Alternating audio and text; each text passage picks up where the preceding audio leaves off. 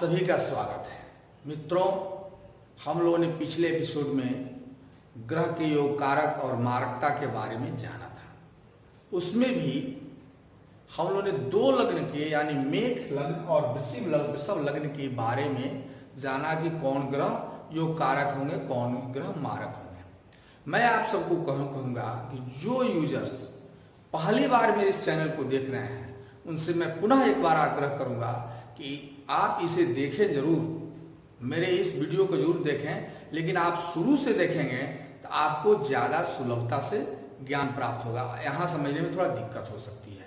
आगे मैं यह भी कहूँगा कि जो मैं अभी जो अध्ययन करा रहा हूँ, अगर आप इसको शुरू से देखते चले गए तो मेरा दावा है कि आप बड़े आसानी से और सहजता से कुंडली विश्लेषण के बारे में जान जाएंगे। और हम लोग उस पड़ाव पर आ गए हैं कि अब कुंडली विश्लेषण को जानने में हम लोग को विलंब नहीं है।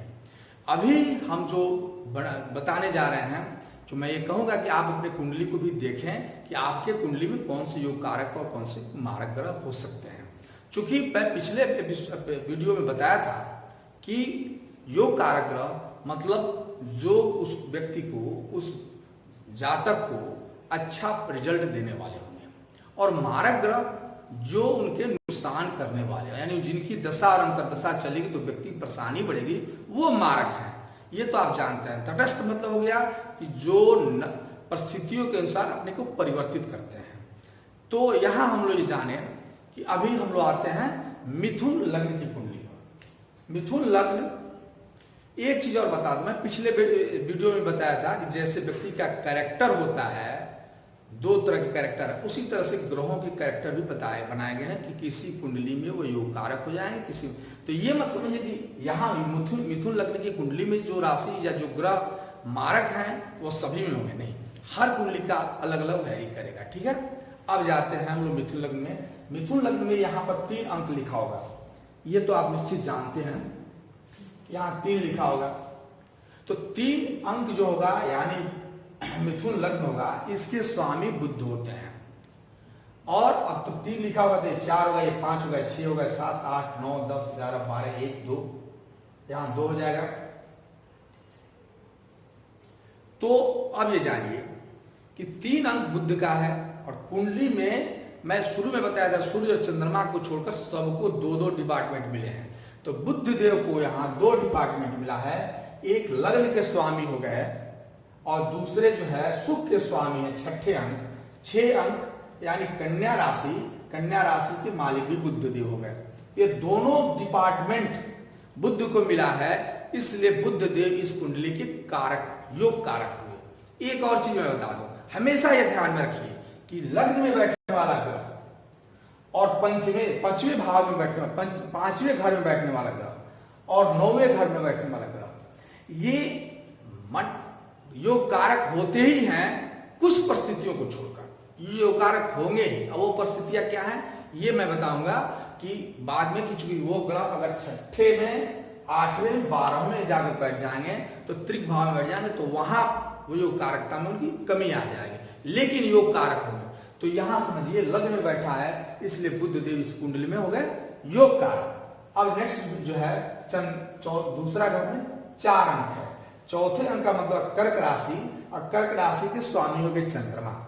चंद्रमा क्या होंगे तो अष्टम द्वादश थ्योरी के अनुसार दूसरे घर में अगर शत्रु राशि बैठी है तो वो मारक हो जाएंगे, यानी बुध देव के चंद्रमा जो शत्रु हैं, इसलिए चंद्रमा जो है इस कुंडली में मारक हो जाएंगे,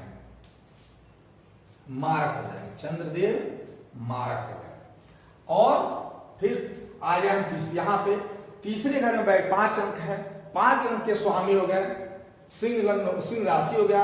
सिंह राशि के स्वामी हो गए सूर्यदेव। सूर्यदेव क्या है तो यद्यपि सूर्यदेव को डिपार्टमेंट मिली है परिश्रम का, संघर्ष का, मेहनत का, लेकिन वो लग्न के मालिक के मित्र हैं। फिर भी चूंकि मिल गया है इनको घर, बहुत डिपार्टमेंट बहुत अच्छा, क्योंकि इनके दशा में परिश्रम ज्यादा करना पड़े। आधुनिक कुंडली के अनुसार ये तो बेस्ट है, क्योंकि हर आदमी परिश्रम करना चाहता है और शिखर पर जाना चाहता है।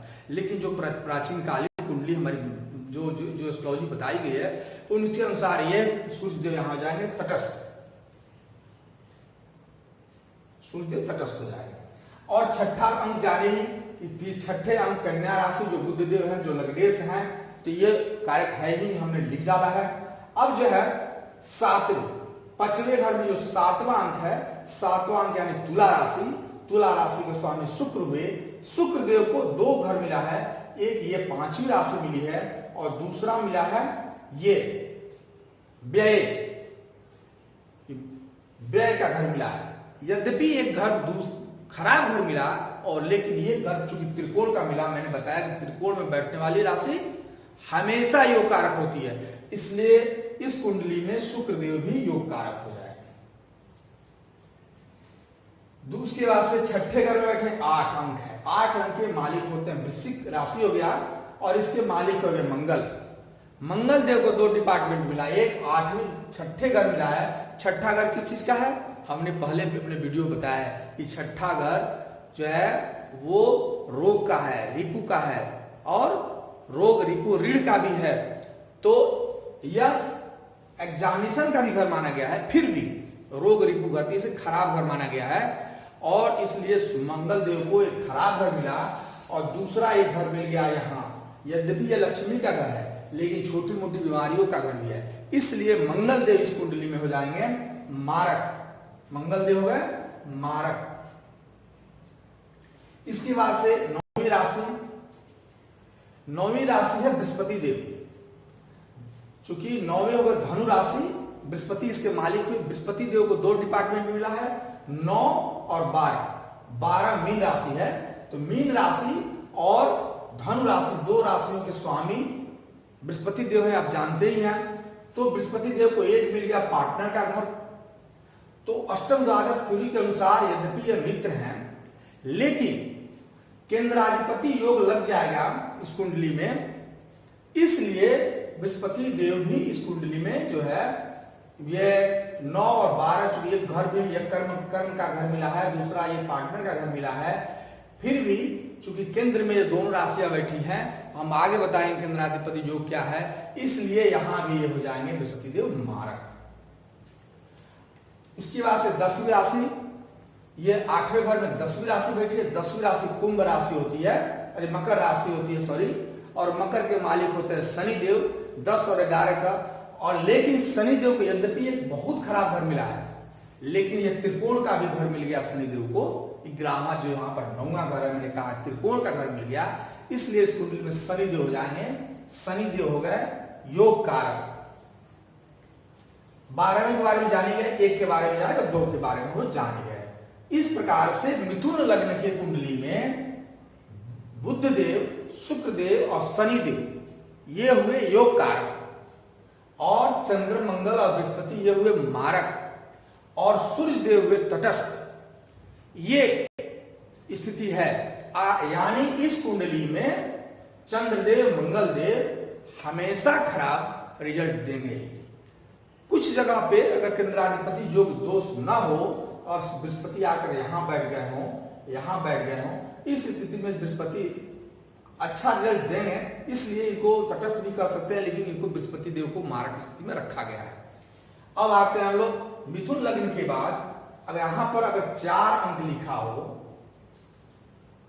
तो ये 5 अंक हो जाएगा, ये 6, 7, 8, 9, 10, 11, 12, 1, 2, 3, 4 अंक किसी का कर्क।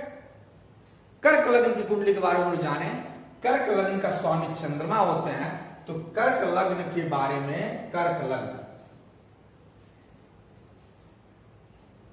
कर्क लग्न में कौन ग्रह मारक हैं, कौन ग्रह योग कारक हैं, इसको भी जान लेते हैं। तो कर्क लग्न जगह 4 अंक होगा, ध्यान दीजिए, लग्न यानी 4 अंक, 4 अंक के मालिक हो गए चंद्रमा, पहले ही बताया जा चुका है। तो चंद्रमा इस कारक, इस लग्न में, कर्क लग्न में योग कारक हो जाएंगे। चंद्रदेव, चंद्रदेव हो गए योग कारक। इसके बाद 5, यहां होता है दूसरे घर में 5 अंक है, यानी दूसरे घर में 5 अंक है, तो 5 अंक क्या है, सूर्य देव का है, सिंह लग्न है, सिंह राशि होगा, इसके मालिक सूर्य देव हैं, तो सूर्य देव चंद्रदेव के मित्र हैं, तो इसलिए हमने पहले भी कहा कि अष्टम द्वादश थ्योरी के अनुसार दूसरे घर और सातवें घर में अगर कोई मित्र राशि बैठी हो तो वो योग कारक हो जाएगा। तो सूर्य देव भी हो गए योग कारक। इसके बाद यहां तीसरे घर में 6 अंक है, 6 अंक यानी कन्या राशि, इसके मालिक बुध देव है और बुध देव को 2 राशियां मिली 3 और 6, तो छठे का यहाँ यानी मेहनत का घर, परिश्रम का घर, यहाँ छोटे भाई बहन का घर है, तो यहाँ बुध देव को मिला है एक परिश्रम का घर और दूसरा मिला चूंकि लग्न का ही स्वामी है, इसलिए 12वें घर यहां मिल गया सूर्यदेव को व्ययस, यानी 2 डिपार्टमेंट बुध देव को खराब मिल गया, इसलिए इस कुंडली में बुध देव हो जाएंगे मारक। इसके बाद से 7 अंक है, सुख के भाव में शुक्र देव बैठे हुए हैं, सुख के भाव में है, इसलिए 7 अंक इट मीन्स तुला राशि, और तुला राशि के स्वामी हो गए शुक्रदेव, तो शुक्रदेव को 2 घर मिला 7 और यहां हो गया 2, यानी एक धन का लक्ष्मी का घर है, लेकिन ये छोटी मोटी बीमारियों का डिपार्टमेंट भी है। इस प्रकार से एक घर तुमको अच्छा मिला शुक्रदेव को, लेकिन दूसरा घर थोड़ा गलत मिल गया, इसलिए शुक्रदेव को यहां पर हम लोग तटस्थ के रूप में रखेंगे, न तो ये मारक के रूप में और न ही शुक्रदेव हो गए तटस्थ। शुक्रदेव को हम लोग न मारक के रूप में रखेंगे न योग कारक के रूप में, ये तटस्थ रहेंगे। परिस्थिति के अनुसार यदि ये ठीक ठाक जगह पर बैठे 6, 8, 12 महीने बैठेंगे तो योग कारक हो जाएंगे, और 6, 8, 12 में जाकर बैठ जाएंगे या खराब घर में बैठेंगे तो ये मारक हो जाएंगे, तो ये तटस्थ हो जाएंगे। इसके बाद से आते हैं हम लोग 5वें घर में। 5वें घर में 8 अंक है, 8 अंक का स्वामी होते हैं वृश्चिक, 8 अंक वृश्चिक राशि हुआ, यानी इसके मालिक मंगल हो गए, तो मंगल देव को 8 अंक ये मिला त्रिकोण, तो पहले भी बता चुका कि त्रिकोण में कोई राशि बैठ जाए तो वो योग कारक हो जाएगा, तो ये 5वें अंक में मंगल देव को मिला और दूसरा घर मिला इनको कर्म भाव का घर। तो इस प्रकार से कर्क लग्न में मंगल देव सबसे योग कारक घर हो जाएंगे, इसलिए इनको 2 डिपार्टमेंट बहुत बेहतरीन मिली है। तो कर्क लग्न में मंगल देव यानी मूंगा जिसका रत्न है, ये पहनाने में कोई दिक्कत नहीं होगी, लेकिन हम आगे बताएंगे इस चीज को।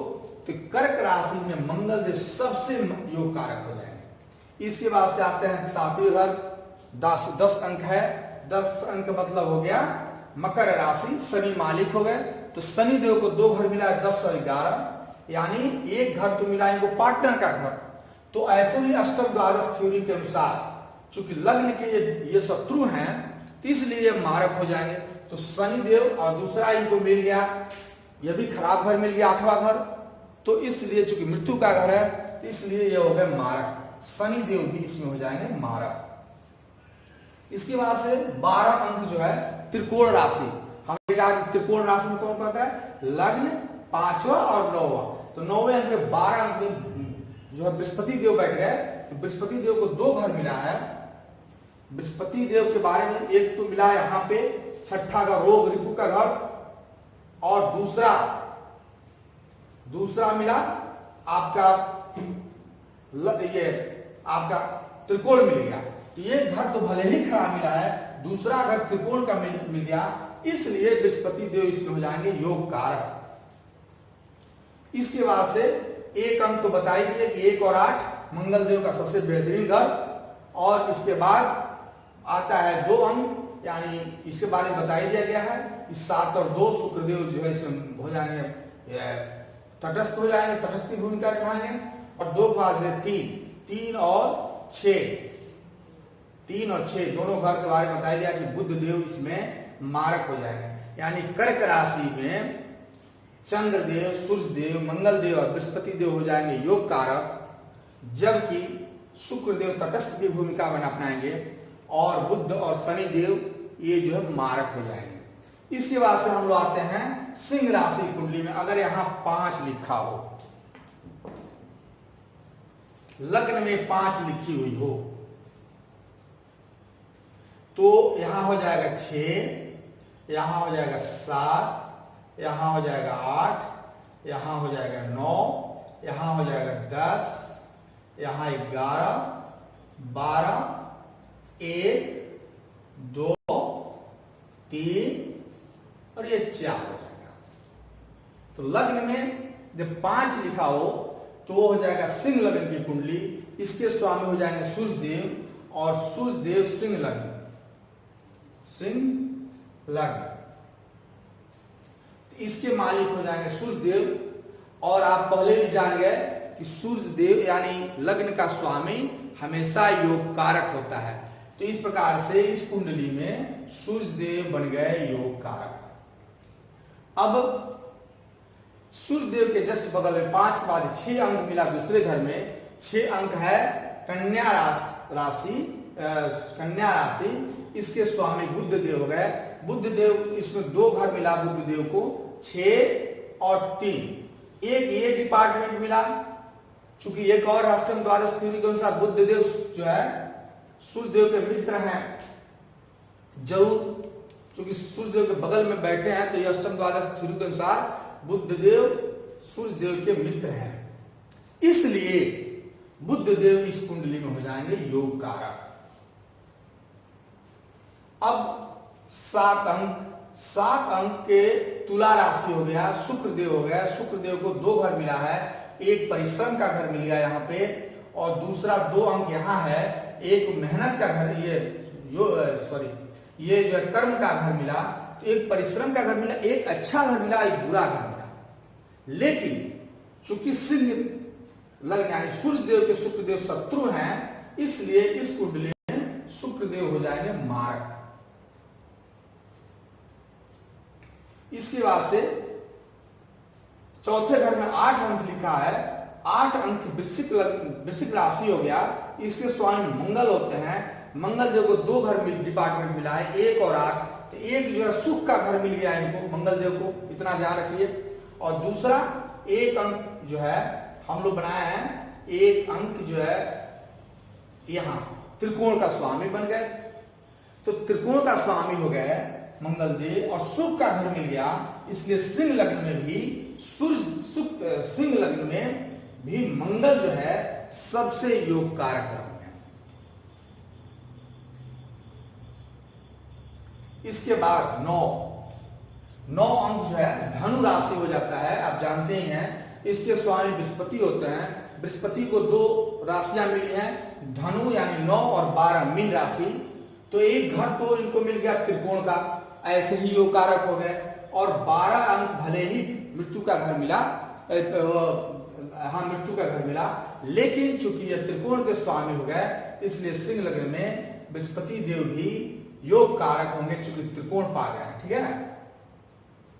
इसके बाद चूंकि शनिदेव के बारे में हम जान गए, शनिदेव जो है रोग रिपु घर में बैठे हुए हैं। शनिदेव का मतलब 10वां अंक मतलब मकर राशि, इसके स्वामी शनिदेव होते हैं। 11वां कुंभ राशि के शनिदेव हैं। तो 10 एक तो डिपार्टमेंट को खराब मिला, दूसरा पार्टनर का डिपार्टमेंट। और चूंकि लग्न के शत्रु हैं, सूर्य के शत्रु हैं, इसलिए ये मारक होंगे, कंप्लीटली मारक हो जाएंगे शनिदेव इस कुंडली में। और अब आते हैं बृहस्पति। 12 अंक के बारे में बताइए बृहस्पति देव योग कारक होंगे। 1 के बताइए मंगल योग कारक होंगे। 2 को शुक्रदेव के बारे में बताइए कि मारक होंगे। 3 बुध देव के बारे में बताइए कि मारक होंगे। और 4 चंद्रदेव यद्यपि चंद्रमा को मिला है व्ययेश 12वें घर, खराब घर है, लेकिन सूर्य देव के चूंकि मित्र हैं चंद्रदेव, इसलिए चंद्रदेव योग कारक मारक नहीं होंगे, लेकिन योग कारक भी नहीं हो जाएंगे, चंद्रदेव हो जाएंगे तटस्थ। क्योंकि लग्न के लग्नेश के जो है मित्र है। और चंद्र पर, और आगे हम बताएंगे चंद्रमा पर और सूर्यदेव दोनों को अष्टम और द्वादश का दोष नहीं लगता है। इस सिद्धांत से यहां ऋषियों ने चंद्रदेव को तटस्थ के रूप में रखा।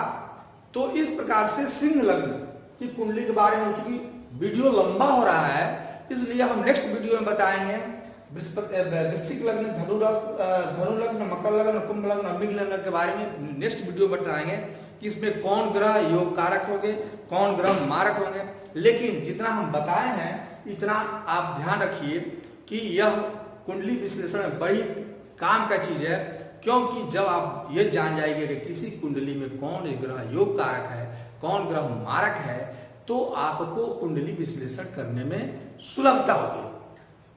मित्रों, हम लोग इस पड़ाव पर आ गए हैं कि अगर इस चीज को समझ गए और इसके बाद हम लोग 1 से 2 और वीडियो जानेंगे कि कौन ग्रह उच्च के हैं और कौन नीच के, हम इसको और नीच राजभंग योग क्या क्या है, राशि परिवर्तन योग क्या है, 2-3 वीडियो और जान लेंगे तो मैं दावा करता हूं कि अब आपको विश्लेषण करने से कोई रोक नहीं सकता है और आप एक अच्छे एस्ट्रोलॉजर के रूप में सामने आएंगे। तो मैं पुनः कहता हूं कि आप स्वयं अपने लिए नहीं बल्कि अपने मित्रों के लिए भी, अपने परिवार के लिए भी, लोगों को भी इस चीज को बताएं और समझाएं कि कैसे किसी कुंडली को हम लोग आसानी से विश्लेषण कर सकते हैं। इसलिए आपसे मैं पुनः आग्रह करूंगा कि आप लोग जो लोग सब्सक्राइब नहीं किए हैं वह मेरे इस चैनल को सब्सक्राइब जरूर करें, लाइक निश्चित करें। नमस्कार।